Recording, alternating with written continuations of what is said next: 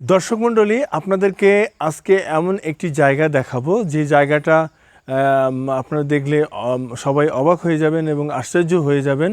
তো এই জায়গাটা দেখার আগে একটু আপনাদেরকে বলি, আমার এই ভিডিওটি ভালো লাগলে অবশ্যই একটি লাইক করবেন, কমেন্টস করবেন এবং সম্পূর্ণ ভিডিওটি দেখবেন, তাহলে মূল যে বিষয়টা সেটি আপনারা বুঝতে পারবেন। দর্শক মণ্ডলী, আজকে আমরা সবাই জানি ছোটোবেলা থেকে আমরা ভূতের গল্প শুনে কিন্তু বড় হয়েছে। অনেকে আছেন যে ভূতের গল্প শুনলেই সে অবাক হয়ে যায়, আশ্চর্য হয়ে যায়, বাবা না জানি কি কাহিনী। হ্যাঁ, এবং আমাদের অনেক সাহিত্যে রয়েছে, অনেক গল্পে রয়েছে, অনেক রম্য রচনা রয়েছে এই ভূত নিয়ে।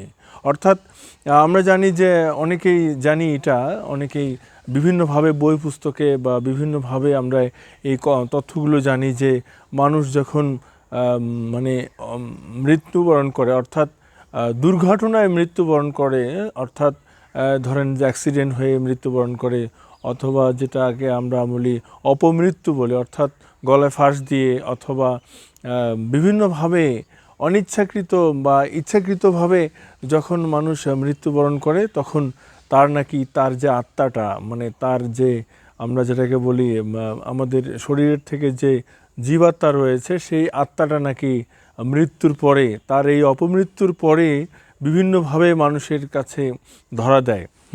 এবং এটা তখন বিভিন্নভাবে মানুষকে ভয়ভীতি দেখায় এবং ভয়ভীতি প্রদর্শন করে, যে কারণে মানুষ কিন্তু ভয়ে একদম কাতর হয়ে যায় এবং সেটাকে বিভিন্নভাবে মানুষের কাছে ফিরে আসে।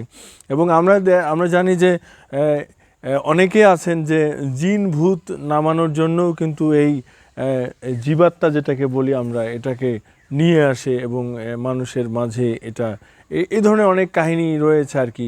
আমাদের সমাজে প্রায়শ দেখা যায় যে কবিরাজ যেটাকে বলি আমরা, কবিরাজ অথবা এই যে নানান ধরনের মানে জীবাত্মাকে নিয়ে এসে আমাদের বর্তমান ভবিষ্যতের নানান ধরনের কথাবার্তা তারা বলে।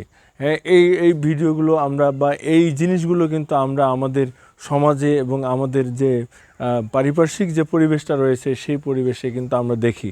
তো যাই হোক আর কি, এই নানান ধরনের কল্পকাহিনী, এটা কল্পকাহিনী হলেও বা বাস্তবতার সাথে কতটুকু মিল রয়েছে এই জিনিসগুলো, সেগুলো আপনারা অনেকেই বই সাহিত্যে, বইয়ে, গল্পে পড়েছেন এবং এই বিষয়গুলো নিয়ে নানান ধরনের কথা রয়েছে, নানান ধরনের বিষয় রয়েছে। তো সেগুলো আমরা অনেকে বই পুস্তকে এবং বিভিন্ন ধরনের সাহিত্যে, এখন এই আধুনিক যুগে নেটে সার্চ দিয়ে আপনারা কিন্তু দেখতে পাবেন যে আসলে এই ভূত ভূত বা এই যে বিষয়গুলো, এগুলো আপনারা সুন্দরভাবে এর তথ্য, বিভিন্ন ধরনের তথ্য রয়েছে, সেসব তথ্যগুলো আপনারা বুঝতে পারবেন। যাই হোক দর্শক মণ্ডলী, আমি আজকে সুন্দর একটা জায়গায় আপনাদেরকে নিয়ে এসেছি। সেই জায়গাটা হচ্ছে আমাদের খুবই পরিচিত জায়গা এবং আমি দেখেছি এদের ইতিপূর্বে অনেকে এখানে এসে সেলফি তুলেছেন এবং সেলফিটা দেখে মনে হচ্ছে, বা ছবি তুলেছেন, ছবিটা দেখে মনে হয়েছে বাবা না জানি এটা কোন জায়গা, এমন একটা জায়গা এখানে। তো এই জায়গাটা দেখে আমাকেও আশ্চর্য, আমারও আশ্চর্য লাগে যে কিভাবে এই এত সুন্দর একটি জায়গার এখানে অবতারণা হয়েছে এবং এটা দেখতে একদম হুবহু ওই যেটা বলছিলাম যে ভূতের বাড়ির মতো, সেই রকম একটা আকার ধারণ এখানে করেছে এবং সেই জায়গায় আমি নিয়ে এসেছি আপনাদেরকে দেখাবো। এই জায়গাটা মূলত এটি আসলে ওই ধরনের কোনো ভূতের বাড়ি নয়, এটি মানে এটি একদম একদম এই পরগাছার মতো। আমরা জানি যে সবাই এই পরগাছা, একটু আপনাদেরকে দেখাই, এই যে পরগাছা আর কি, এই পরগাছাটি এই একটা বিল্ডিংয়ের উপরে হয়েছে এবং এটা হতে হতে এইটা এমন একটা আকার ধারণ করেছে যে আপনারা দেখেন, হ্যাঁ, এই আকার ধারণ করার কারণে এটি একদম উপর থেকে নিচে চলে এসছে।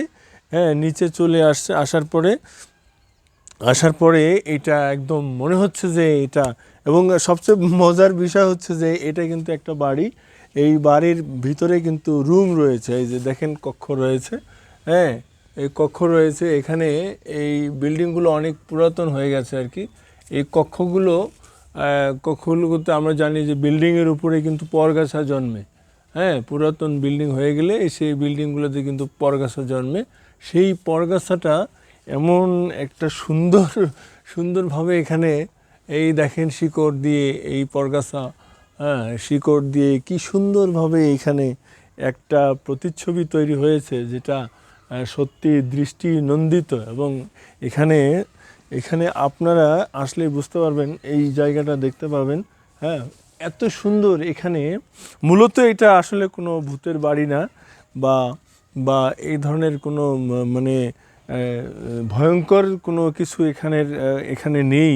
হ্যাঁ, তো আসলে আমি এই জায়গাটা থেকে অনেকে ছবি তুলেন, ফেসবুকে পোস্ট করেন, সেলফি তোলেন এবং নানানভাবে মানুষ এটাকে উপস্থাপন করেন। আসলে এই যে সুন্দর, যে এখানকার যে সুন্দর জিনিসটা, এবং এখানে যে প্রাকৃতিকভাবে এটা তৈরি হয়েছে এবং এত ফাইন। এই যে দেখেন অবকাঠামোটা কি সুন্দর এখানে।